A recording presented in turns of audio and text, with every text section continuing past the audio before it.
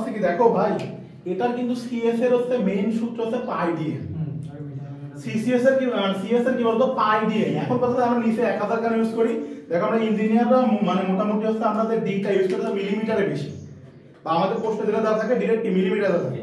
এখন ডি এর মানটা আমরা ডাইরেক্ট একবারে মিলিমিটার বসাই দিই বলে আমরা নিচে হচ্ছে কি বলতো এই 1000 এ ভাগ করি। এর একক আসে হচ্ছে মিটার পার মিনিট, এর একক কি বলতো মিটার পার মিনিট। তার মানে এর এর মানটা কি বলতো অবশ্যই কি আরপিএম এ, এখানে ডি এর মানটা আমরা বসাই মিলিমিটারে, এখানে ডিটা কি বলতো মিলিমিটারে বসবে, তাদের একক আসবে কি মিটার পার মিনিটে।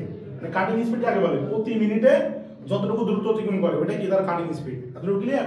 আর এখানে হচ্ছে টি অপটিমাম, তো এটা অবশ্যই সেকেন্ডে আসবে, এটা কি সেকেন্ডে আসতে পারে মিনিটেও আসতে পারে, এটা হচ্ছে এককের উপরে ডিপেন্ড করবে। আর এখানে তোমার হচ্ছে ভি কি বেগ, বেগের একক মিটার পার সেকেন্ড হতে পারে, মিটার পার মিনিট হতে পারে, আর সাইড আরো কিছু হতে পারে, আর টি এর একক সেকেন্ড অথবা টাইম যা কিছু হতে পারে। আসলে থিওরি ম্যাথগুলো এরকমই, সূত্র বসালে ম্যাথ শেষ। আমাদের যে মেশিনটার সাথে টাইপ 1 এর যে আমার যে ভাগ করা আছে, টাইপ 1 এ আমাদের তিনটা সূত্র লেনা, মেইন সূত্র হচ্ছে এই দুইটা। যে একটা ম্যাথ আছে সেটা হচ্ছে কি একটু সিস্টেম করে দেওয়া, মানে ওই মানে ওখান থেকে আর কি এখানে দেখো আমার ভির মান লাগবে না, ওখানে ওই ম্যাথের ক্ষেত্রে তোমার ভির মানটা ডাইরেক্ট না দিয়ে ওখানে যে এন এর মান দেওয়া আছে, ব্যাস আর এন এর মান দেওয়া আছে, তাহলে এখান থেকে কি ব্যাস আর এন থেকে আমরা ভি অথবা সিএস এর মান বের করতে পারি না, তাহলে ওখান থেকে আমরা বের করবো, তাহলে আমরা ম্যাথ